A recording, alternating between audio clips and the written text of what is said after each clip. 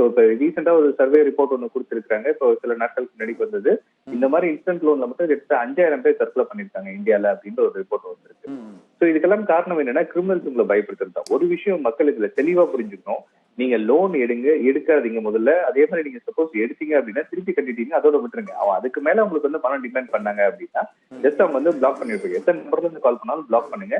இல்ல உங்க போட்டோ நான் மார்க் பண்ணி நான் போட்டுருவேன்னு சொன்னா நீங்க வாட்ஸ்அப்லயும் உங்க சோசியல் மீடியாலயும் ஒரு ஸ்டேட்டஸ் அப்டேட் பண்ணுங்க. என் மொபைல் வந்து ஹேக் ஆயிருக்கு, என்னோட கான்டாக்ட் போட்டோஸ் வீடியோஸ் எல்லாம் யாரோ எடுத்திருக்காங்க. ஸோ என் பேரு சொல்லி போட்டோ வச்சு யாராவது உங்க கான்டாக்ட் பண்ணாங்கன்னா பிலீவ் பண்ணாதீங்க அப்படின்னு ஒரு ஸ்டேட்டஸ் அப்டேட் போட்டுருங்க.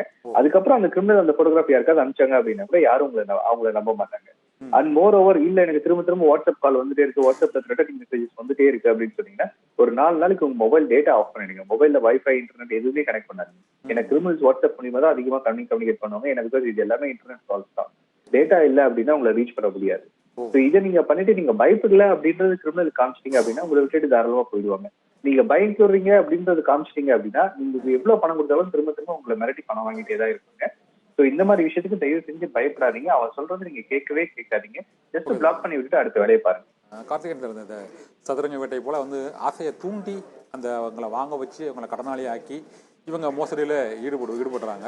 ஆனால் இந்த நேரடியாக அந்த எம்எல்ஏ மோசடியில் ஈடுபட்டாங்க அந்த காலத்தில். அந்த நேரத்தில் இந்த பியர்லெஸ் உள்ளிட்ட பல்வேறு நிறுவனங்கள் இது போன்ற அந்த தொடர் சங்கிலியில் அவங்க பல கோடி ரூபா பணம் கிடைக்கும், உங்களுக்கு பல தொடர்ந்து வாங்கினா லாபம் கிடைக்கும் என்று பல இது கூறிட்டு இருந்தாங்க.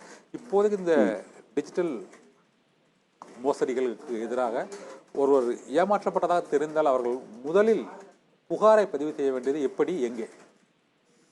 இப்போ ஃபார் எக்ஸாம்பிள் நீங்க ஒரு இடத்துல வந்து நீங்க பணம் கட்டிட்டு ஏமாந்துட்டீங்கன்னு தெரிஞ்சது அப்படின்னா 1930 அப்படின்ற நம்பருக்கு நீங்க கால் பண்ணுங்க. எந்த பேங்க் அக்கௌண்ட்ல இருந்து எந்த பேங்க் அக்கௌண்ட்டுக்கு நீங்க பணம் டிரான்ஸ்ஃபர் பண்ணீங்க அப்படின்ற இன்ஃபர்மேஷன் சொன்னீங்க அப்படின்னா அந்த பேங்க் அக்கௌண்ட் அதாவது பெனிஃபிஷியரி அக்கௌண்ட் இமீடியட்டா அவங்க ஃப்ரீஸ் பண்ணுவாங்க.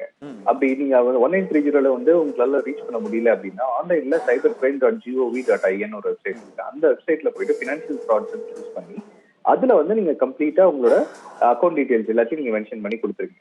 சோ அப்படி பண்ணிட்டீங்க அப்படின்னாலும் எந்த அக்கௌண்ட்டுக்கு நீங்க பணம் ட்ரான்ஸ்ஃபர் பண்ணீங்க அந்த அக்கௌண்ட்டை ஃப்ரீஸ் பண்ணுவாங்க. அதுவும் இல்ல அப்படின்னா பக்கத்துல இருக்க போலீஸ் ஸ்டேஷன் அதாவது சைபர் கிரைம் செல்லுக்கு தான் போகணும்னு எந்த அவசியமும் கிடையாது. பக்கத்துல இருக்க போலீஸ் ஸ்டேஷன்ல போயிட்டு இந்த மாதிரி என்ன ஏமாத்தி இந்த அக்கௌண்ட்ல பணம் வாங்கியிருக்காங்க அப்படின்ற இன்ஃபர்மேஷன் கொடுத்தீங்கன்னா போலீஸ் ஆஃபீஸரே டைரக்டா பேங்க்குக்கு வந்து நோட்டீஸ் ஒரு சமன் அனுப்பிச்சு அதை வந்து ஃப்ரீஸ் பண்ண சொல்லிடுவாங்க. அது ஃப்ரீஸ் ஆனதுக்கு அப்புறம் எவ்வளவு அமௌண்ட் ஃப்ரீஸ் ஆயிருக்குன்ற விஷயம் நமக்கு தெரியும். அதுக்கப்புறம் அந்த அமௌண்ட்டை நம்ம ரெக்கவரி பண்ணிக்கலாம்.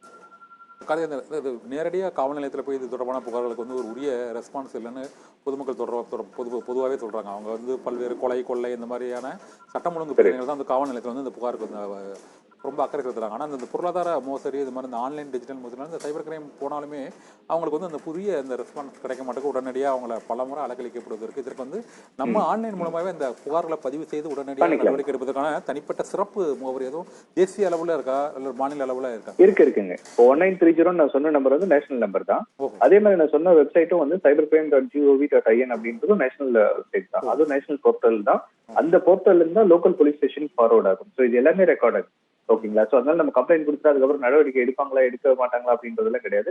அது ரெக்கார்ட் ஆகி திருப்பி அந்த கம்ப்ளைண்ட் க்ளோஸ் பண்ற வரைக்கும் அந்த போலீஸ் ஆஃபீஸர் ஒர்க் பண்ணி தான் ஆகும். நன்றி சார். ஆன்லைன் மோசடி மற்றும் இந்த எம்எல்ஏ மோசடி தொடர்பாக பல்வேறு தகவல்களை, சட்ட ரீதியான சிக்கல்கள் மற்றும் மக்கள் ஏமாற்றப்படுவது தடுப்பது எப்படி உள்ளிட்ட பல்வேறு தகவல்களை தெரிவித்தமைக்கு மிக்க நன்றி சார். நன்றி.